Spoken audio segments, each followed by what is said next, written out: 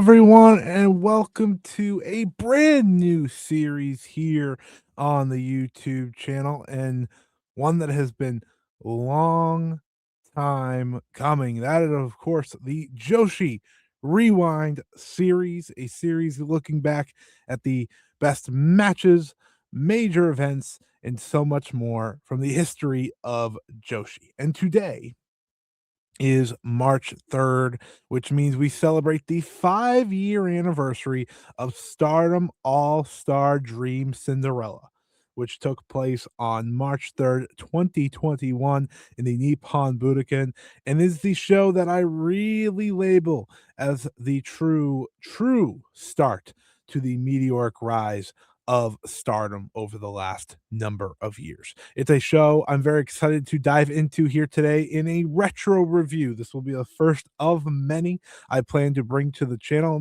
It won't just be Stardom.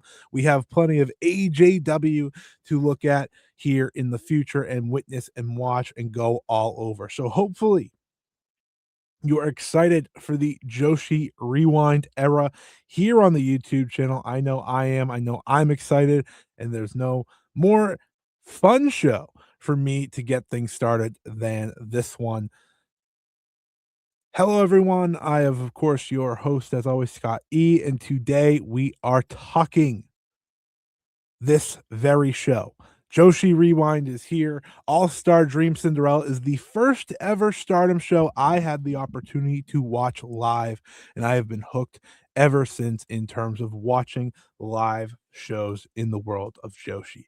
It was a major event going into it, and it's one that I can uniquely talk about on this series in a way of having witnessed it, having witnessed the hype, the excitement, the build, and everything like that. So many of these Joshi Rewinds in the future, when we talk about All Japan Women's and so much more, it will just be, first time reactions, first time watches. But the beauty of Joshi Rewind is going back into the future and doing something just like this. Like I said, this is a retro review, so you're going to get my thoughts on each and every single match up and down this card, starting with the two prologue matches all the way through into the historic hair versus hair main event. I'm very excited to get into it. I'm very excited to break it down. I'm very excited to talk about this because when I watched this show back in the day, I wasn't doing content, but it is a show I will say in full confidence helped inspire me to do just this. I'm coming up on my 5-year anniversary of doing Joshi content in some way, shape, or form. So that's very exciting for me too.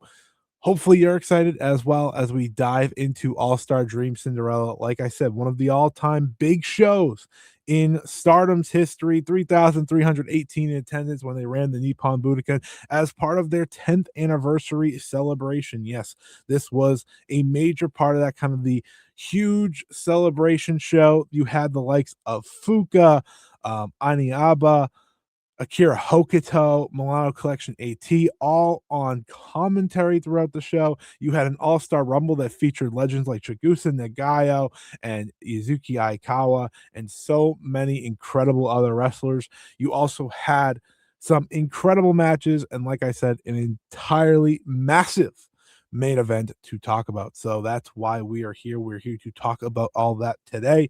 Before we get there, though, I tell you all, if you haven't checked it out, check out all this content we have going up on the channel. There's so much going on in the Joshi world. Of course, we have show reviews from the past week.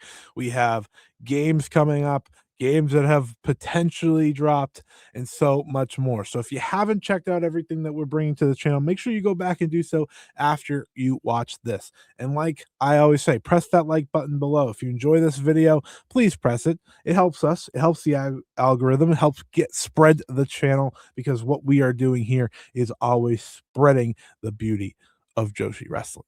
So without further ado, let's get to your retro review for All-Star Dream Cinderella 2021 from the Nippon Budokan as Stardom went big time.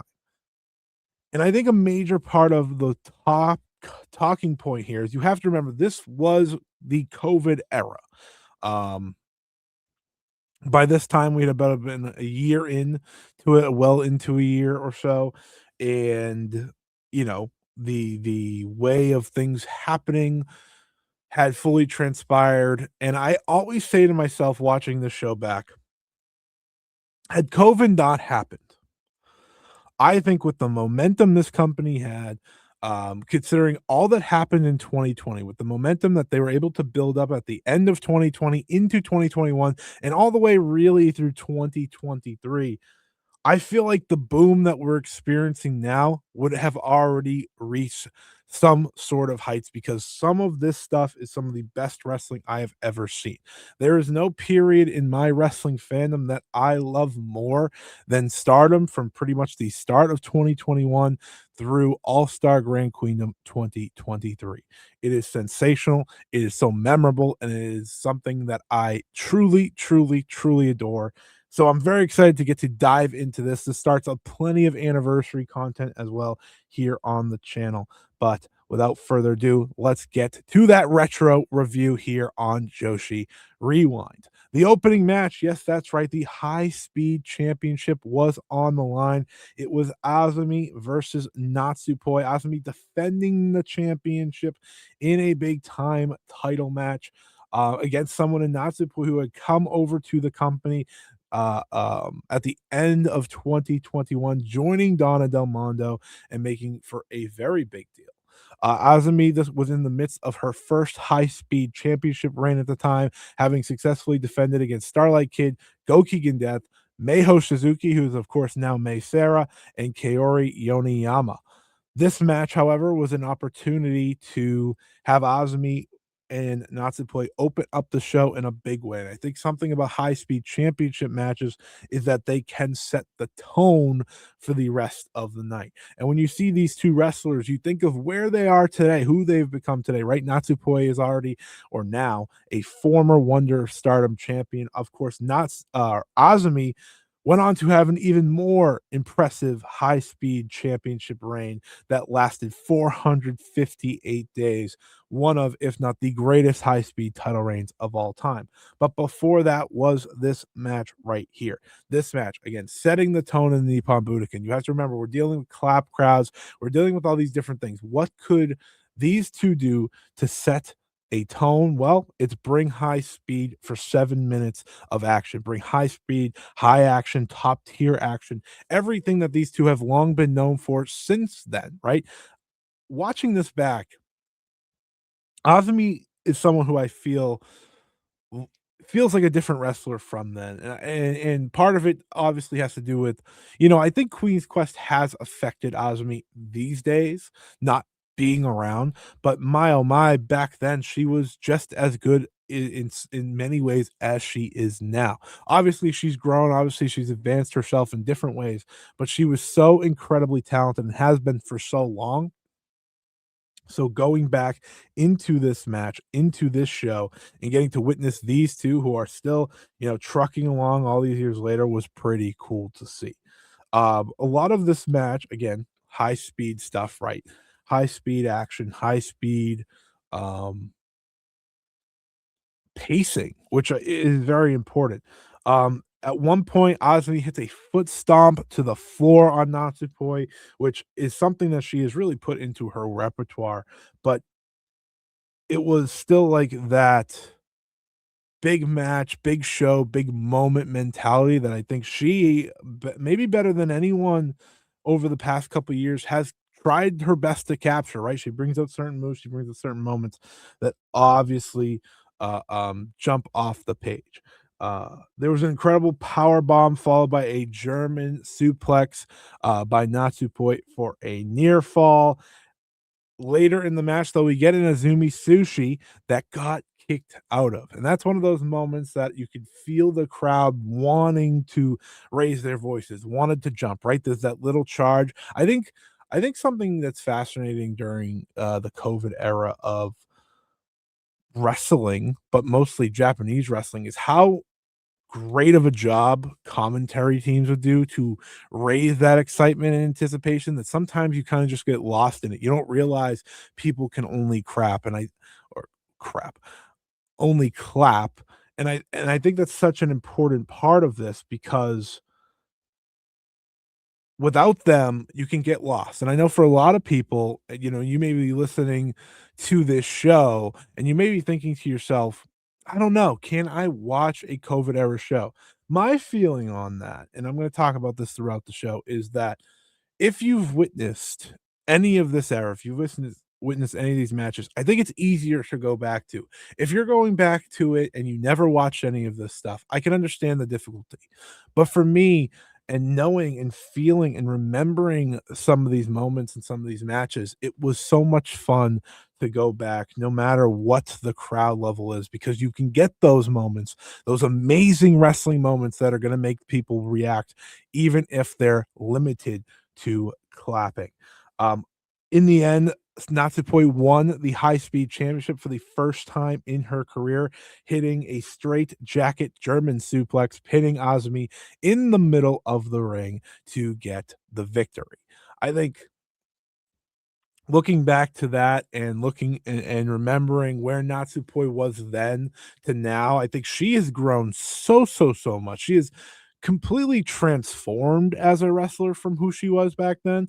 I think for Azumi, there's still lots of similarities in who she is, but for Natsupoi, over 5 years, there is clear change and positive change at that. Change that I think is so fantastic, so wonderful, and again has allowed her to become that Wonder of Stardom champion. Um, throughout these retro reviews, I'm gonna give my own kind of star ratings, or for the matches I'm recommending you check out from these shows. I'm not gonna give them for every single one. I'll just say you don't have to watch it or something like that.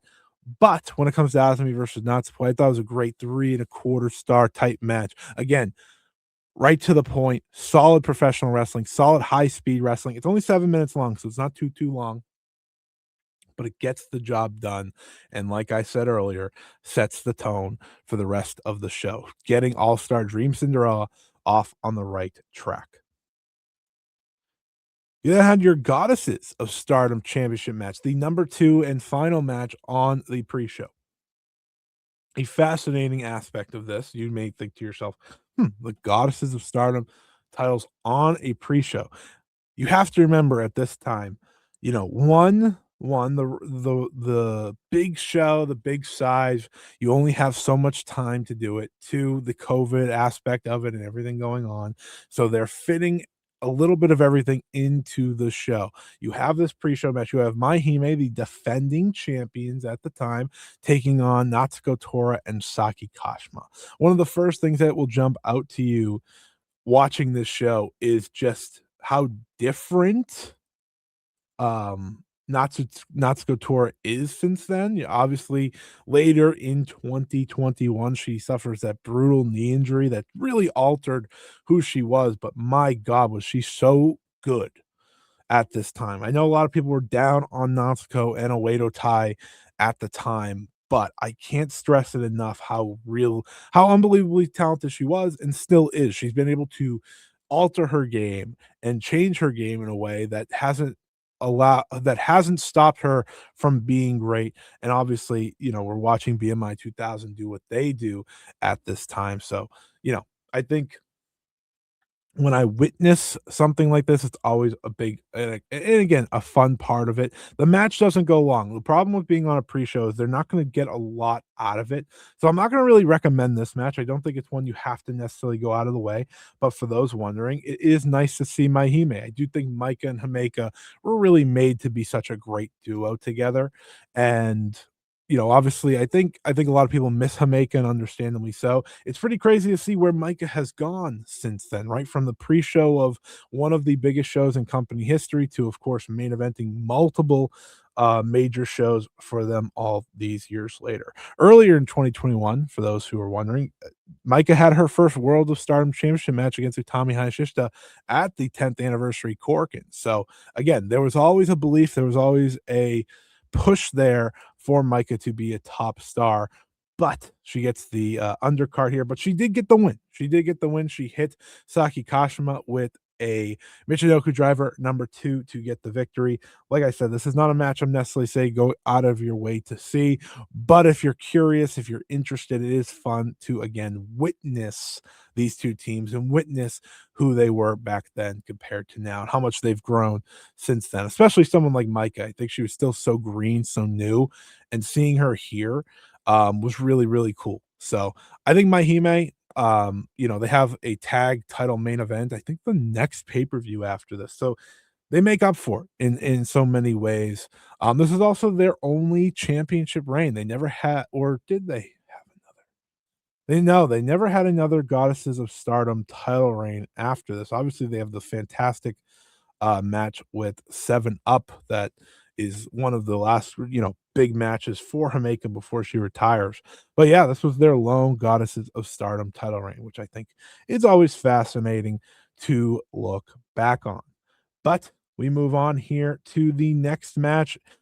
But before that, I did want to just feature there was this really fun video. You may see this on certain shows where you get congratulations from um, Hiroshi Tanahashi. You got one from Kyrie at the time, who was still in WWE at the time. And then, of course, from Io Shirai, who was the NXT Women's Champion at the time. Now, of course, Io Sky. I just like to point these things out because I do think it adds to the importance and the size of what this show was at the time, especially. Again, this is like the major celebration for Stardom for Stardom and their 10th anniversary. I also think it's worth noting that this show kind of set the precedent of that big show, right? This one walked so that Stardom Dream Queendom could run at the end of the year and how that show has become a constant. This was the first version of what is now All-Star Grand Queendom. It went from All-Star Dream Cinderella to Stardom World Climax, and then, of course, to All-Star Grand Queendom, which is now the running yearly show in April. But this was really the official start of that in many, many ways. And you could feel that just from the very get-go, again, with someone like Io and Kyrie and Tanahashi and others sharing their love, sharing their appreciation and respects to Stardom, despite not being in the company anymore, especially in those first 10 years. When it comes to Kyrie and Io, it's those two and Mayu that obviously really make up that incredible, incredible run that got them to this point in the show or at their history, which was, of course, 10 years in. Next up, we had the Stardom All-Star Rumble, a fascinating group of individuals here. Not a match I am going to recommend to anyone, and we'll get to why. But there are some fun moments throughout, and as you can see here, it is a match full of legends. It is a match full of excitement. It is a match full of so many different things you may have never expected to see. Beyond the legends and outsiders that were involved that you could see here, you also had wrestlers from inside the company. Unagi Sayaka, Bea Priestley, Gokigen Death, Lady C, Mina Shirakawa, Ruaka, Saida, Starlight Kid. Those were the main wrestlers, and then everyone else was a guest in some form, either coming from Stardom's history or Joshi's history, which again is an important part of this. Like I said earlier, Kira Hokuto was on commentary for this show. This match went 35 minutes because, well, it had a million wrestlers in it. But just the notable people that were in it that you may be seeing in front of you: Chigusa Nagayo, Emi Sakura, Hiromi Momura shouts out, Hiroyo Matsumoto, Kyoko Inoue, Meiho Suzuki, who's now, of course, Mei Sarah, as I said earlier, Miho Wakazawa, Mima Shimoda, Momo Nakanishi, Rin Katakura, who's, of course, retiring here very, very soon, Yoko Bito, Yuna Manase, Yuri Haruka, and, of course, the former ace of Stardom, Yuzuki Aikawa. So lots of fun moments, lots of fun people involved. And then, of course, you had like the one part where I will say you don't need to watch this and kind of ruins everything is Kikutaro, who I can't stand. I despise the entire involvement of that character in this match, and it ruins what I think is such a wonderful celebration of Joshi history, because I do think it's a match that is completely ruined by that. But to talk about the actual positives of this match, this is the biggest one. Seeing Chigusa Nagayo face off with Yuzuki Aikawa. That was cool to re-witness. I haven't watched this match since it happened. Um, I haven't watched a lot of this show legitimately since it happened. So seeing these two face off was really cool. And them, and Aikawa nail Chigusa with kicks. And I want to give Chigusa some big shouts out. She has some incredible moments in this match. She hits Saida specifically. They had a very cool back and forth. She hits Saida specifically with an insane Death Valley driver. And I was like, oh my God. But as you've seen through Rumbles through the years, this has continued. We obviously had Yuzuki Aikawa at the 15th anniversary show or Rumble at the Queendom. It was Stardom Dream Queendom. So as part of that, she was involved. So this was her last match before that, which is pretty cool. So I said, you had Nagai. You also had the awesome entrance back then of Emi Sakura. I don't know if people remember that, but she brought the entire Gato Move crew out, which was really cool. Mesa Ruga, Chie Koshikawa, Lulu Pencil, so many others. It was a really cool entrance, and a lot of this again is for the entrances. But the match came down to three. It was Mina Shirakawa, Nagi Sayaka, and Yuzuki Aikawa. Unagi Sayaka and Mina Shirakawa, of course, part of the majorly pushed Cosmic Angels, who of course formed at the end of 2020, and there was a full steam ahead push again with someone like Unagi, who had come over and joined the company in late 2020. She ends up eliminating Yuzuki Aikawa in a shocker, in a stunner, and starting to give Unagi the momentum that I think would help make her such a major star, whether it be in Stardom or post. So that was the accomplishment there. There were also some cool moments, Momo Nakanishi going absolutely crazy. She's so good. Aikawa was great. Nagaya was really fun. So some fun cameos, but of course the one thing that ruins it was just Kikitaro. But the less we talk about that, the better. I do not recommend this match, but if you want to go find the little Chigusa Aikawa moment, I think that's at least fun enough to find. Anyways, this match is not even on Stardom World, so again, it's not something you need to go hunting for by any means. But what I do think you should start this show with, if you don't want to watch the pre-logs and stuff, you should start it with this one. Momo Watanabe versus Nanae Takahashi. This is a big time match, big time history, big time return for Nanae Takahashi, and going against Momo Watanabe, who of course still had some major um importance back then. Momo wasn't just another person at this time, which I think is unfortunately for me as a Momo fan a real problem nowadays. She does just feel like another part of hate. Back then, she is the Queen's Quest leader. She is still just under 2 years removed from the incredible Wonder of Stardom championship reign. She had challenged for the World of Stardom title at the end of 2020. So she's still Momo Watanabe and in full force, taking on someone in Nanai. So much story going into this match. And I know a lot of people at the time had actually felt like this match underwhelmed. But on rewatch, I will tell you it was anything but an underwhelming match. My instant takeaways when it was over: personal, physical. That's what this match was. And it shouldn't shock you when you see Momo Watanabe and Nanae Takahashi. That's exactly what they do. That's exactly what they bring to the table.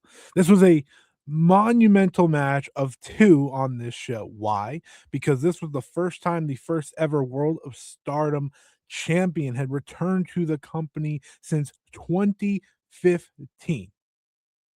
After the match between Act Yasukawa and Yoshiko, which is very well known by now, Nanai had left. Nanai had left with Yoshiko. They went on to create Seedling, and in many ways, the rest is history. But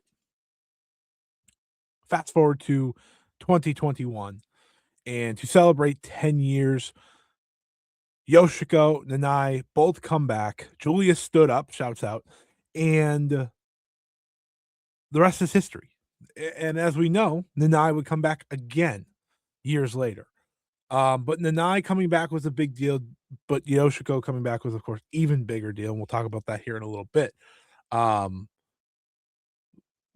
but at the time, I never for a second thought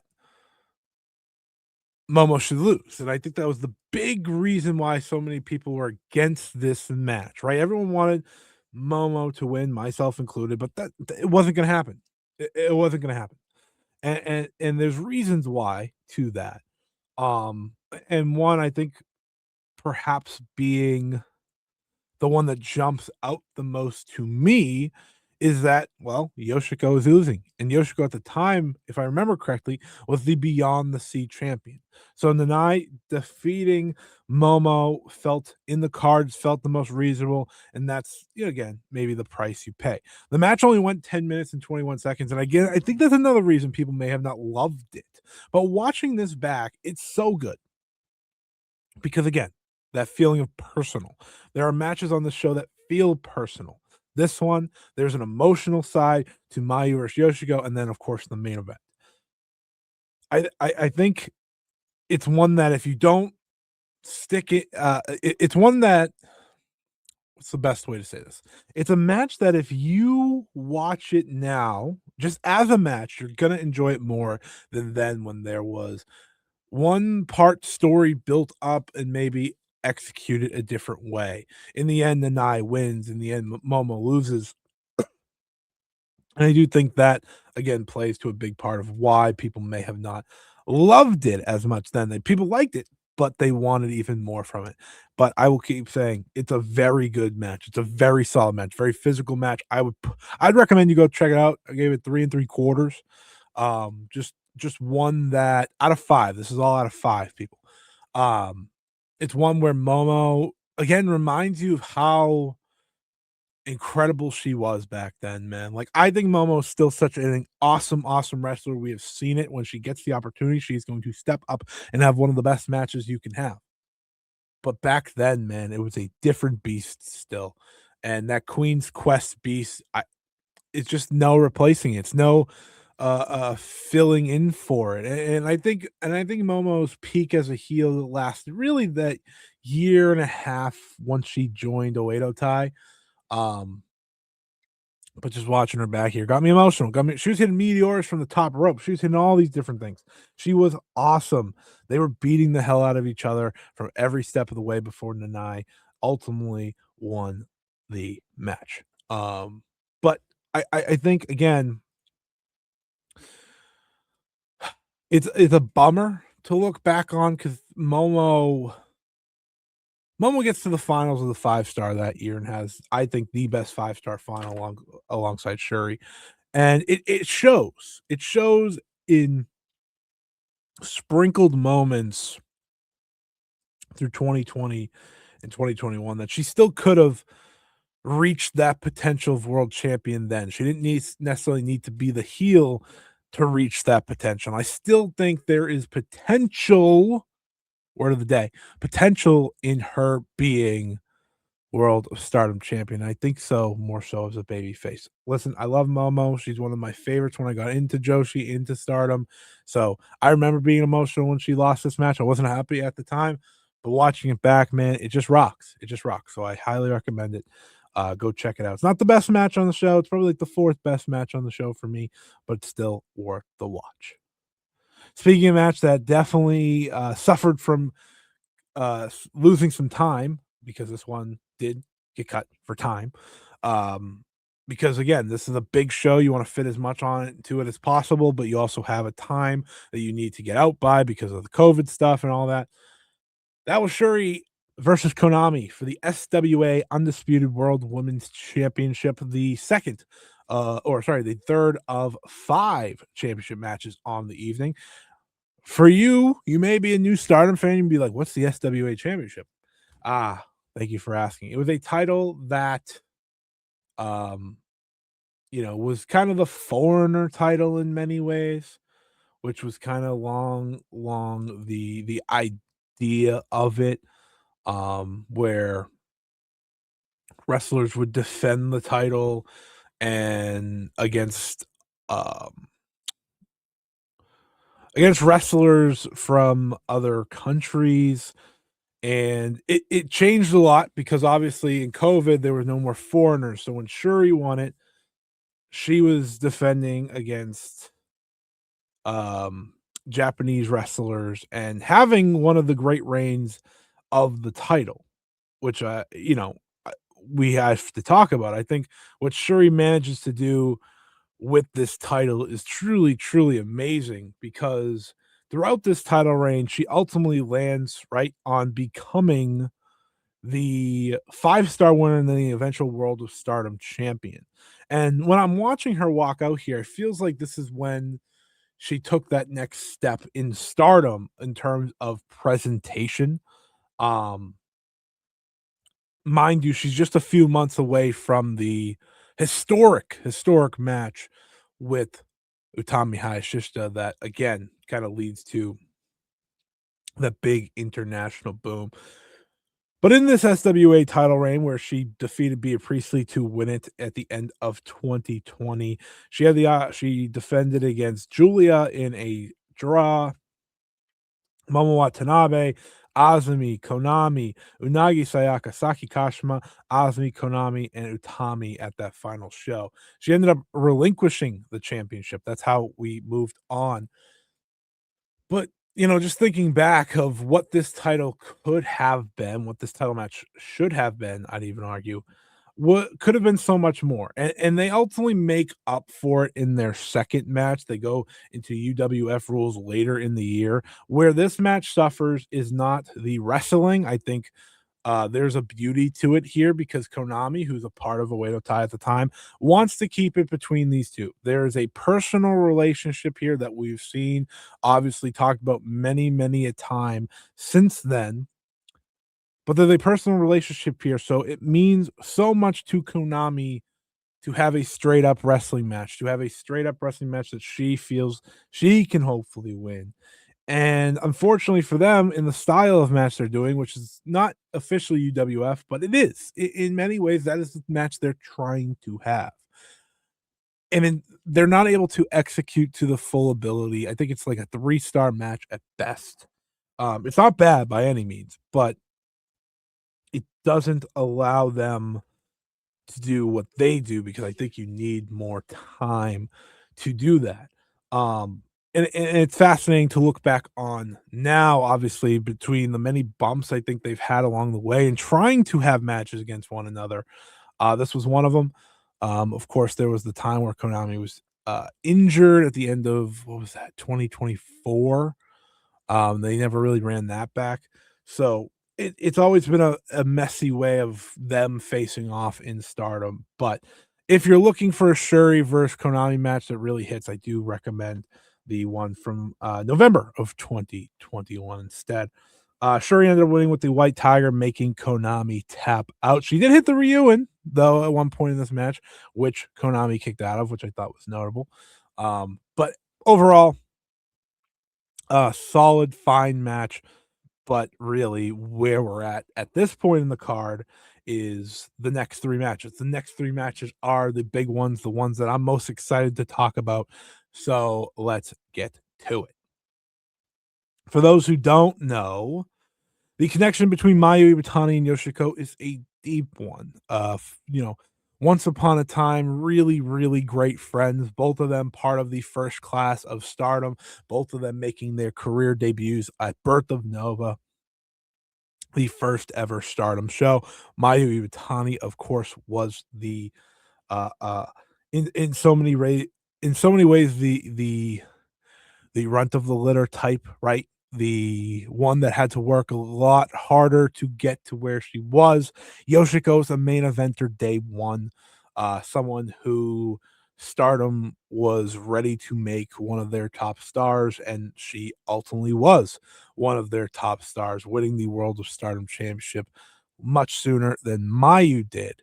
Um, but because of the history, because of everything that happened when Yoshiko, did what she did, it ultimately split these two apart in many ways. And if you ever watch the Mayu Iwatani Runaway Wrestler movie, you can see how much of a connection they have. I think that's like one of the most fascinating parts of that movie, which isn't 100% correct in any means, but the best part is kind of seeing Yoshiko and Mayu's friendship in a way. I think that that was like a really touching aspect of it, how close they were, and that kind of all leads to this moment. Last time they potentially will ever face in a match. Yoshiko has not really wrestled much since this match exactly. I think I could count very quickly. Yoshiko's only 32 years old, which is crazy to think about. But Yoshiko, since this moment, because this was her final match before she was out with injury, she's had a total of 9 matches since this match. And I know a lot of people feel that one way or the other about Yoshiko, so I'm not gonna sit here and tell you anything that you may not want to hear. But what I will say is that this match is so great. This match is so special. It's so awesome.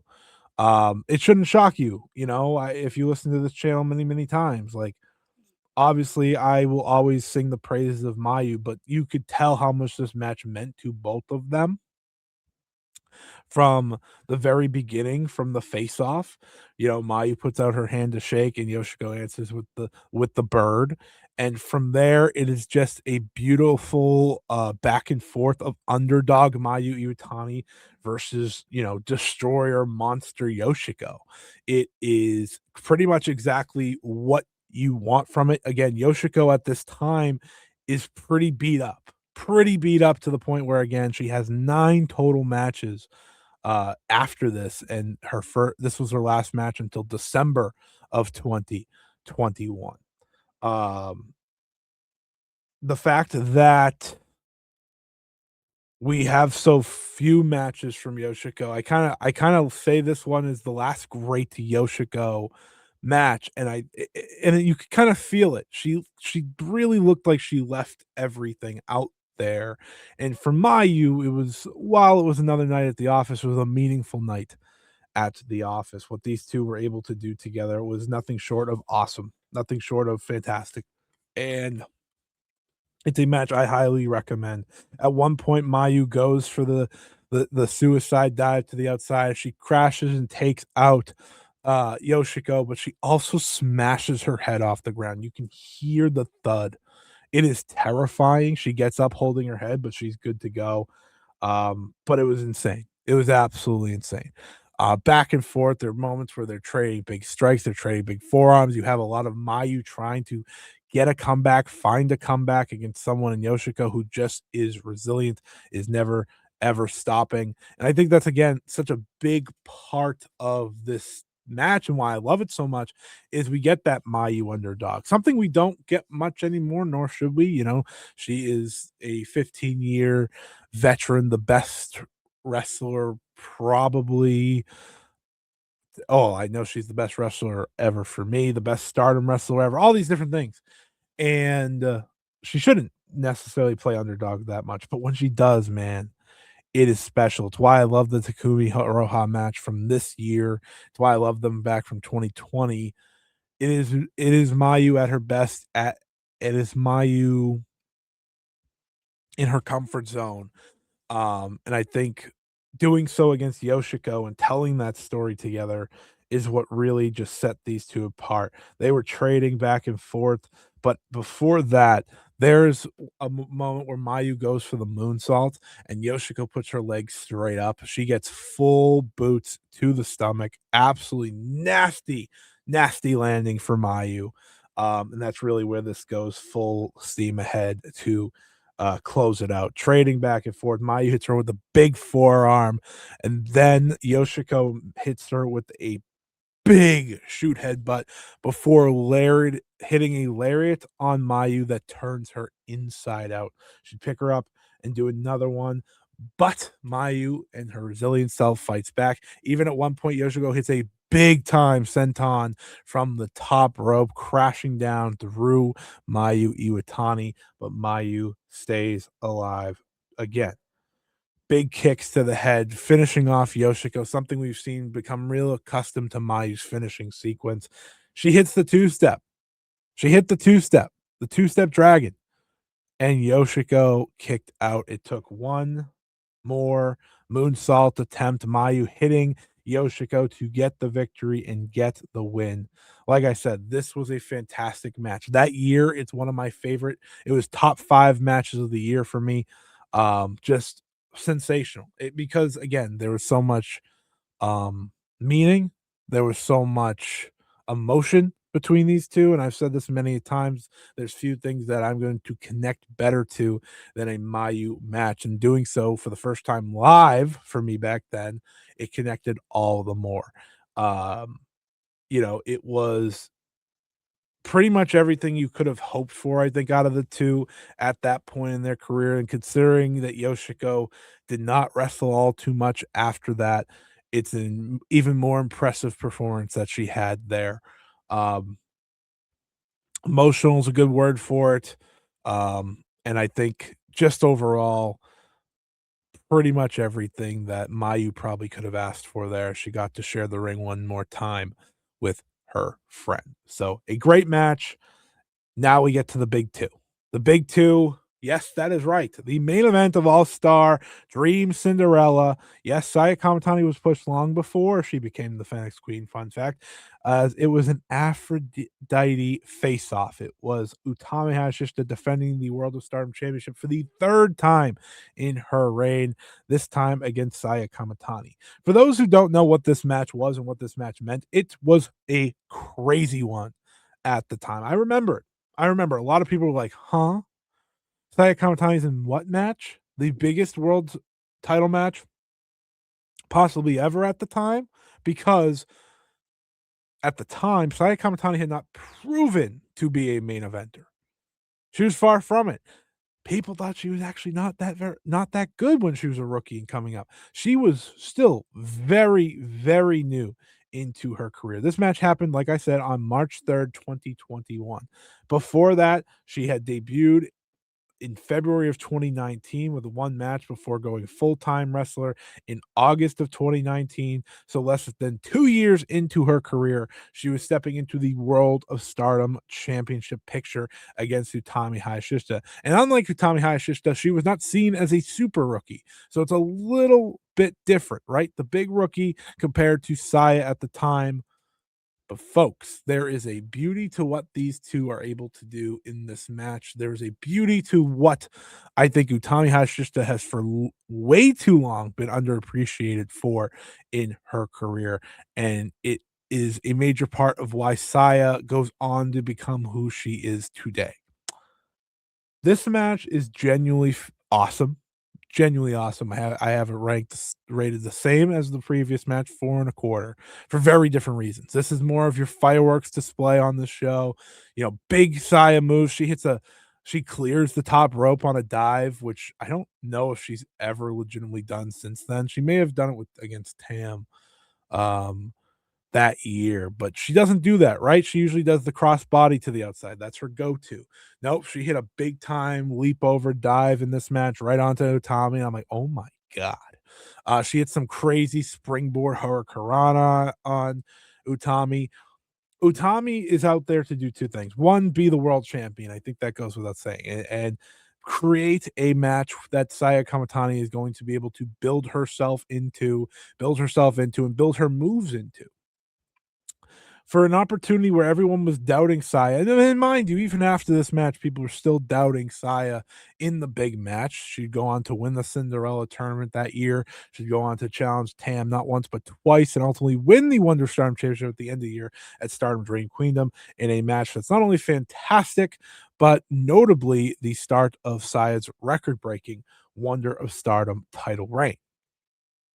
But the beauty and reasoning of why I love this match so much on rewatch is seeing what Utami does in this match and seeing what Utami he did in last year's match with Miku Ano for the Marigold World Championship and seeing what Utami did in the Sky match and all these different matches. I don't think there is a more giving main eventer than Utami Hayashishita. And when I say that, I mean, I think Utami is willing to take the brunt of, in some ways, criticism, to better her opponent in a match. She is playing bass in full force. She is bumping. She is making her challenger look like $1,000,000. And this is a match that I watch. I remember at the time, a lot of people were like, "Oh, Momo got great match out of Utami," and Utami, what people like to have a little bit of like not acting like Utami's world title reign was the absolute bomb, which it was. Um, but it doesn't get there without her performing to the level she does, and level, mind you, that she has brought with her all the way to today. I think it's highly underappreciated the way Utami can wrestle a main event because she, again, is out there to make her opponent look incredibly strong. She did it with Saya in this match, leading to so many amazing moments, including one of the best near falls I have ever seen. A near fall, mind you, that I have very much remembered, that I have never let go in my brain because it is a near fall that gets the crowd that's not allowed to react, not allowed to make noise outside of clapping, react. That's how incredible of a near fall it was. It is a match built in so many ways to make Saya Kamitani look like one of the next big stars, and it accomplishes every bit of that. Just absolutely a masterclass from Utami, a top of the line, the first top of the line performance from Saya Kamitani. So I think if you've become a Saya Kamitani Phoenix Queen fan over the past couple of years, go watch this match. Go watch this match right now because it is Saya's first major main event level match, and she hits a home run. And it's a big reason why is again because of Utami Hayashishita, the relationship between these two, the trust between these two. It goes so far. I think this match is so incredibly important for Kamitani, and it's just an absolute home run. At one point, Saya does hit the Star Crusher for a great near fall. But there is a point in this match where Saya goes for the Phoenix Splash and she crashes and burns. And I don't miss that. I will say that. I do not miss Saya going for the Phoenix Splash and scaring me every time she lands, whether it be because it's just scary or because I don't want her to get injured on it. So I don't miss that. So I'm happy she got rid of that, but she did crash and burn. Um, and out of that, Utami put on a great sleeper hold to try and get her out. But the moment of the match, like I said, that really they built so perfectly up to, and I think is part of how Saya got here is the Hurricanrana, which has become a major part of her career since then, is that she perfectly, perfectly reverses the BT bomb with a head scissors into a pin and in pretty much a Frankensteiner, and she's pinning Utami out of the BT bomb, and this is when the crowd loses. The commentary team's going crazy. Everyone thought in that moment Saya Kamitani had become the new World of Stardom champion. Pretty insane. But like I said, no matter who has ever booked this company, people have seen Saya Kamitani destined for greatness, and that's why she got this opportunity And you have to remember, like, there were so many chances being taken back then with when it comes to wrestlers. Utami, obviously the world champion. We need to push forward with you, but putting Saya in this match alongside her at the Nippon Budokan. Listen, there was a big who's who, what of the fact this didn't get the main event. And I think that was the right choice because of the matchup and the importance of the main event and the star power and all that.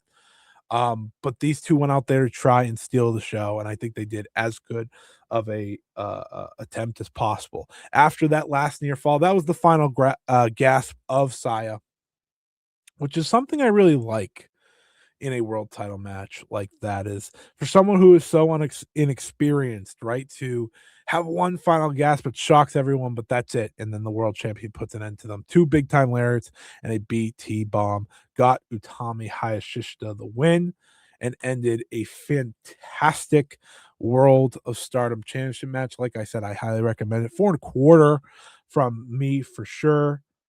But now we get to the main event, the retro review, the Joshi Rewind. All brings us to this moment. That, of course, was Giulia versus Tam Nakano.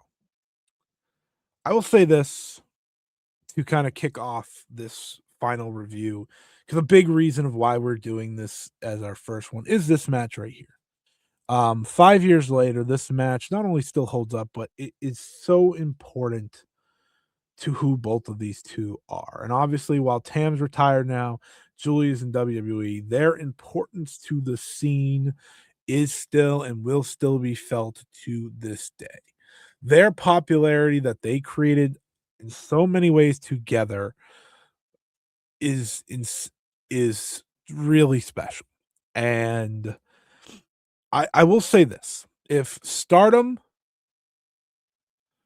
was building up the way it did right here now when crowds are into and all these different things, I think they're having a similar boom, quite frankly. Listen, we can do the whole thing, but I think people forget and have forgotten how big of a star Julia was.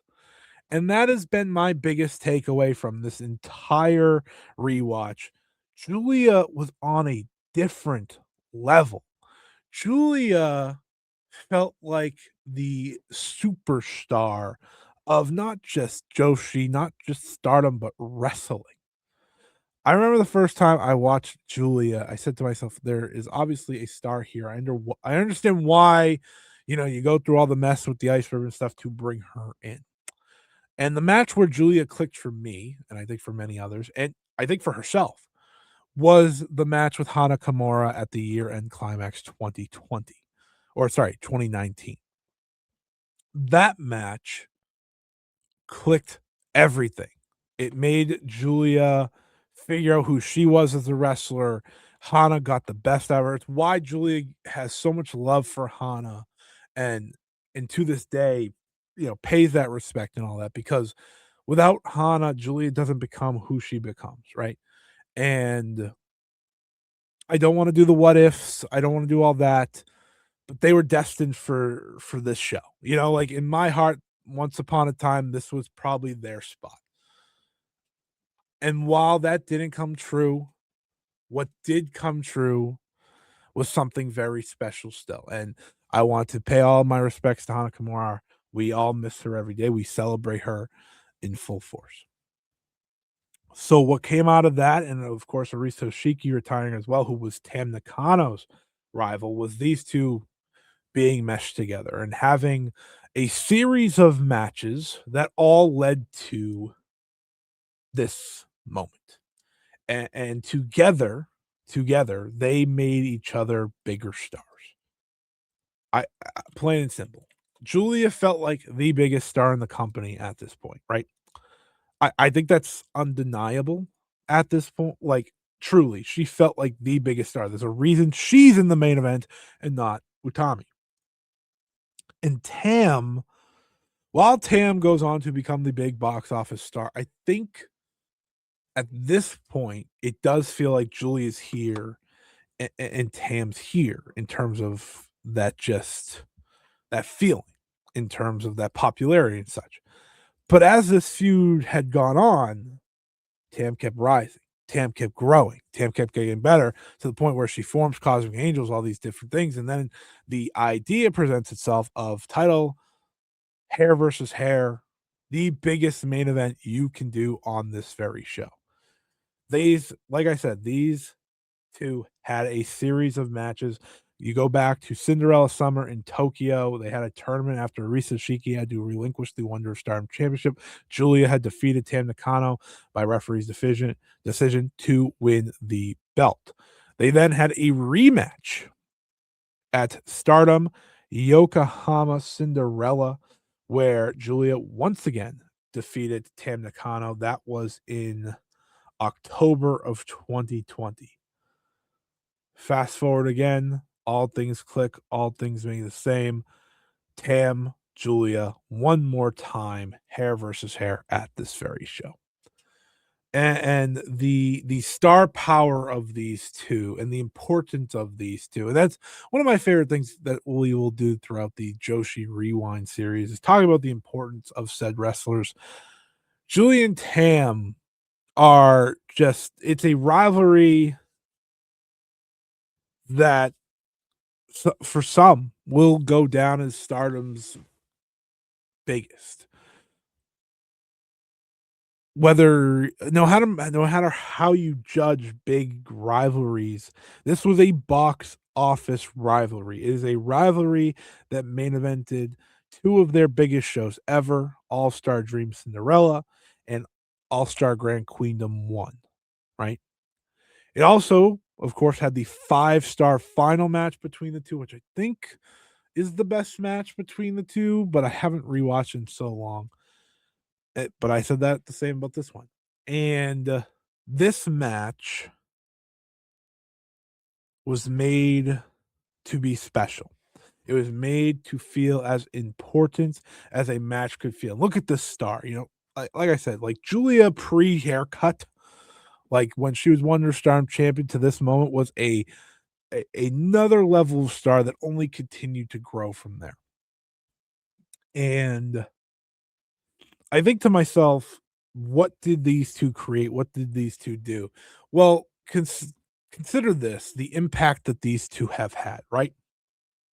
Tam Nakano's impact, of course, shows very much in Stardom today, right? I think it still very much stays true to Stardom today. Obviously, Sayaka Kamitani is part of that, but Sayaka Carrara, the Cosmic Angels, things like that. Giulia, her inspiration goes through the Mai Sakurais of the world, Sariyama Yokas, who say, she became a wrestler because of Giulia and all these different things. What these two did together was inspire, was create, was make something super special that will stand the test of time. And it's this match between these two that I feel like it kicks into that gear. This is their biggest match in terms of importance to me because, again, hair versus hair in Joshi is just such a different animal. It is such a different animal, such an emotional animal. And in this match, you could feel the hate, you could feel the hatred. This was aura. These two had aura from the Twilight Dream song to Giulia just feeling like the top dog. I just, before the match even started, all I said in all caps in my notes, and I don't take many notes, but for Joshi Rewind, we will be taking notes. I just wrote in all caps, I miss them. I miss Giulia. I miss Tam Nakano so, so much. And listen, I know Giulia's still wrestling, but it's different. It's different. It's different. Giulia has so many of my favorite big time matches. And listen, she was not a perfect wrestler by any means, but my God, was she an awesome wrestler? Was she a fantastic wrestler? She was the definition of a star. And Tam, man, there is no storyteller who's going to give it her all, no matter what, no matter the size of the match and how important it is. From this match, I have 2 video ideas that I'll talk about maybe by the end of it, but let's talk about the match itself.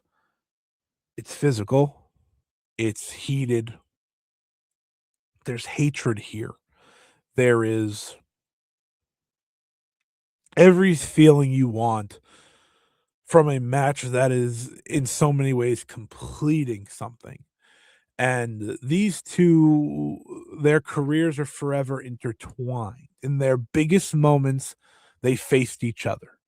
In Julia's biggest moment, the 5-star Grand Prix, she beat Tam Nakano. In Tam's biggest moment, this very show and All-Star Grand Queendom, she beat Julia. These two did incredible business with one another. They did incredible matches with one another. When they had that singles match when Julia was leaving Stardom, that final singles draw, I loved it so much. And so many people disliked it. I'm like, no, this is Julia and Tam, man. Like, this is it. This is what it's all about. And when I rewatched this match, my first rewatch in forever, I'm just like, this is a classic. This match is a classic that lives up to it. And it's uniquely a match where I'm thinking to myself, my God, the crowds would be going crazy for this match had they been able there, right? You have the ultimate baby face against the anti-hero in Julia, just everything. And I'm sure the crowd would have been super behind Tam, and rightfully so. But listen, that's one of the fascinating parts about Julia for so much of her top dog run. I don't know, she could have had a similar connection like Saya does now. Like, that's what I think of when I see Julia is like that star power. Julia was doing that, you know? Um, Julia hits her signature table pile driver on Tam. Tam hits a Destino at one point to reverse the glorious driver. That popped me big. Uh, they were just they were just destroying one another, just absolutely destroying one another to the point where I couldn't believe this match went 18 minutes. They packed in so much. Just they packed in so much. A nasty headbutt from Julia led into the glorious driver, and I had to write the word epic because this felt like a main event epic. This felt like a Joshi epic that they wanted to have to the epic proportions. They had that. They had it in every single way. These two, from the moment they made their entrances, from the moment they faced off, I think to that. Oh man, I think it's to those entrances they had for that 5-star Grand Prix final. I can't wait to talk about that when we get there eventually. But I think of the stare down at the beginning and what it meant and how important this moment felt for both of them. They had risen to the top. They had helped get Stardom into a spot where all eyes were on them, and they from there just slapped the hell out of each other, which became a staple of their rivalry, of course. There was heat, there was hatred, there was nastiness. You look for heat in pro wrestling, there was heat in this match. It felt like a rivalry to its core, and it felt like a rivalry every time they wrestled from there moving forward. It was something special. It just it absolutely ruled, and obviously, this is where Tam debuted the Violet Screwdriver in full force, dropping Julia right on the top of her head. That's when the crowd you could hear the crowd, you heard the commentary, the reaction to that was impeccable, insane, and of course, Tam Nakano pinned Julia in the middle of the ring with Twilight Dream with the suplex to win the Wonder of Stardom Championship for the first time. I think back to when Tam won this match, and I think a lot of people agree, like, this reign felt like her main reign because she had been talking about retiring, all these different things. I'm happy she went longer than she did. And I just sit here, I'm like, man, Stardom misses Tam so much. That's gonna be your video, by the way. And it's because of a match like this. It's what they told such an incredible story through violence, through facial expressions, through emotions. They're when they are doing the haircut moment at the end, it's so emotional. It's so emotional. Tam does the nice promo like, "We've had our match. I've won. You don't need to cut your hair. We don't need to do that." There is that sense of vulnerability and that sense of you don't need to, the the difficulty, in some ways, embarrassment, and the difficulty of living through that and having your head shaved and all that and what makes that so important, so emotional. Tam's like, "You don't have to." Like, she couldn't shave her head. She couldn't cut her hair. That's one of the moments I vividly remember from this match. It's actually what I remembered the most was outside of the match itself was that. And instead, Julia sits there and she's laughing and Tam's emotional and crying, and they're just trying to get through it together. And in so many ways, that is the beauty of their feud. There was a respect there. I don't know if we're gonna walk away from the Tam Julia series ever calling them friends, but there was a respect there, and it lasts all the way through. But my oh my, this was the deserving main event of this show. This was the correct main event.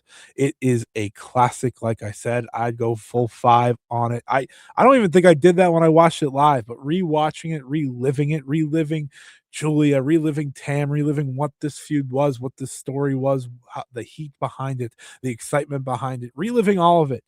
It is a genuine top of the line, one of my favorite type matches, 5-star classic type. It is a perfect payoff to that chapter of their story, to that chapter of their feud.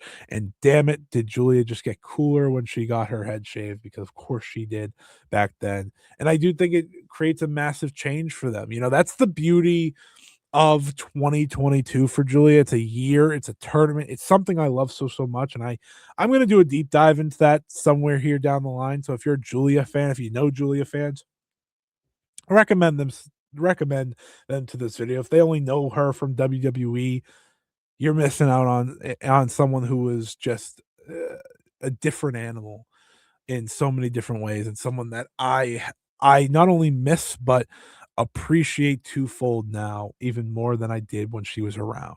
The same goes for Tam. The same goes for Tam. I miss both of them so, so, so, so much.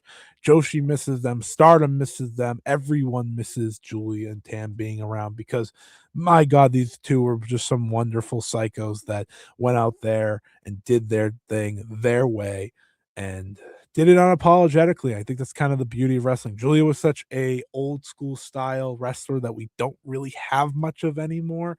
Tam was the storyteller, right? And you mix those together and they created magic. Listen, not every match they had was perfect.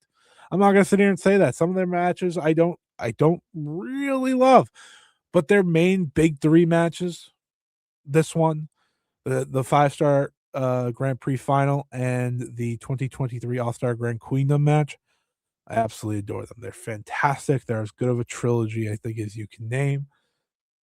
And yeah, it was the start. This show, this match, this moment was the official start of this initial Stardom boom, and for me, my favorite era of wrestling ever. Stardom from this show all the way to All-Star Grand Queendom 2023, where they face for the third and final time in a super serious way. It's very fitting, right? It's very fitting to name this the start where they have their first major, major, major main event, and it ends with their final major, major main event with the World of Stardom title on the line.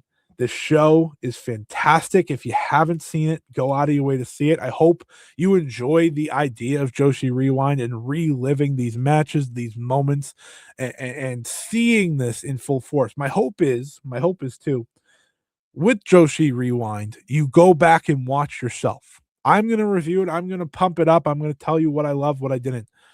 And hopefully, after these retro reviews of matches or shows or whatever it may be, you go back, you rewind, and you go check it out yourself. This show, except for the battle royal that you do not need to watch, is all up on Stardom World, so you can check it out there. I'm sure you could find it somewhere else if you really had to. But please, I couldn't recommend it enough. Go watch those final 3 matches, especially. I'd say watch all the main 5 matches. Watch the high speed match too if you want. But this was the first super Stardom show in so many ways, and I so fondly remember it. This was my first time rewatching it in full, and I felt like I did back then. It was like